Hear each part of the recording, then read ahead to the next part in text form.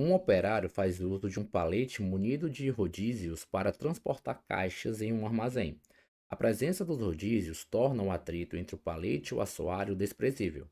Além disso, o atrito entre as caixas e o palete, ambos confeccionados em madeira, não é desprezível e apresenta coeficiente de atrito estático igual a 0,5.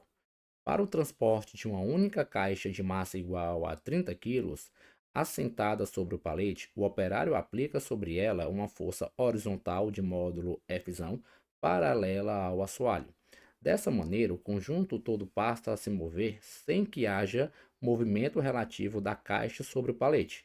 Sabendo que a gravidade local tem módulo igual a 10 metros por segundo ao quadrado e que a massa do palete com rodízios é de 25 quilos, o valor máximo do módulo da força F horizontal em newtons aplicada pelo operário nessa situação é igual a... Bom, aqui um operário vai aplicar uma força F sobre um caixote de massa M que está sobre um palete de massa M. Não existe atrito do palete com a superfície, com a horizontal. Porém, existe atrito do caixote com o palete. E esse coeficiente de atrito estático vale 0,5.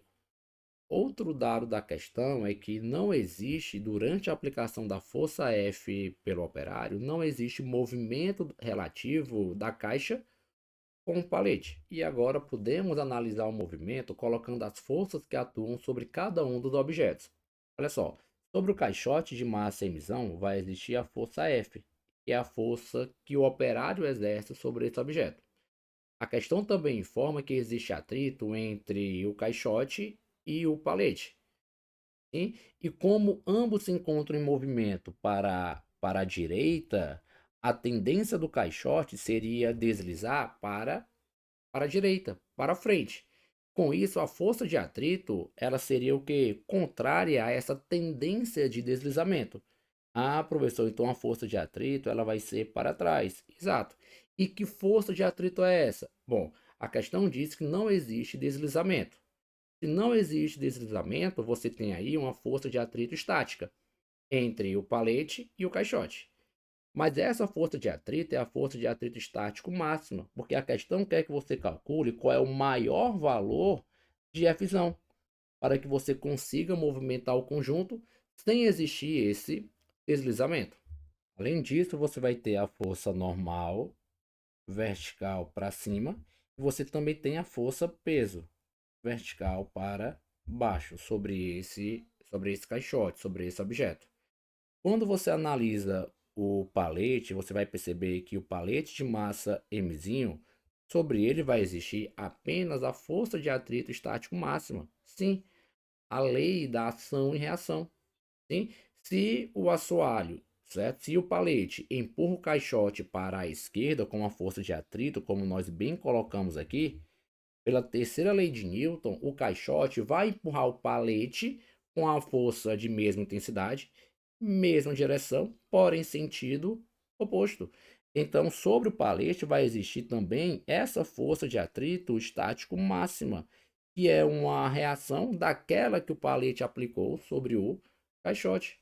Ah, professor, e agora? Bom, agora vamos aplicar a segunda lei de Newton para a situação do palete. Temos então que, pela segunda lei de Newton, a força resultante é igual a massa vezes a aceleração.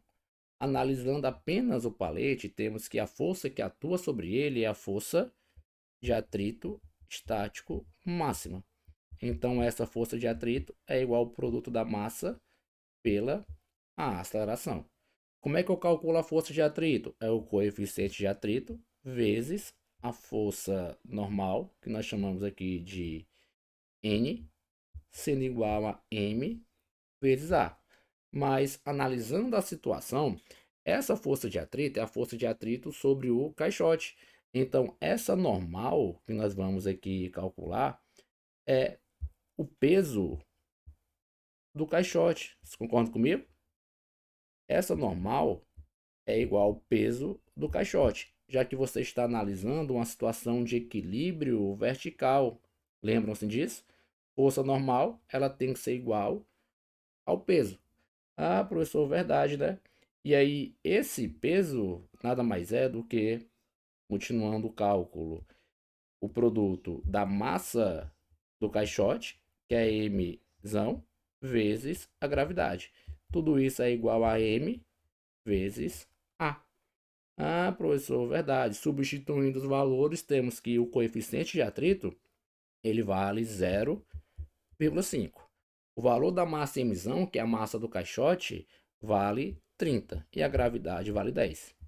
Isso é igual a massa m, que é a massa do palete, como sendo igual a 25, vezes a aceleração. Temos então que 150 é igual a 25A, ou concluímos que o valor da aceleração vale 6 metros por segundo ao quadrado. Uma vez que você encontrou a aceleração do conjunto, agora nós podemos voltar e analisar o caixote, porque agora podemos encontrar a força F aplicada pelo operário. Por quê? Pela segunda lei de Newton, você sabe que a força resultante é o produto da massa pela a aceleração.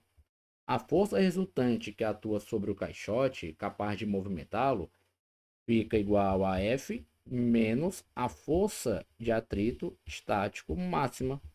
E tudo isso é igual à massa do caixote, que é a emissão, vezes a aceleração.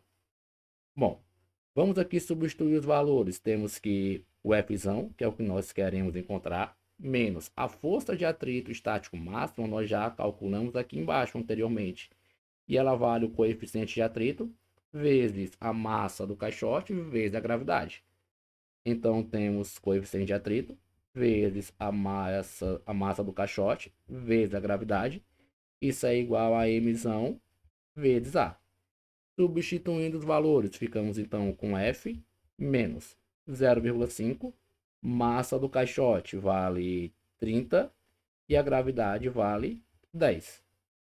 Isso tudo é igual à massa do caixote, que é 30, vezes a aceleração, que vale 6. Temos então que F menos 150 é igual a 180, ou que o valor de F é igual a 330 newtons. E assim, como item correto, você vai lá e marca o item B.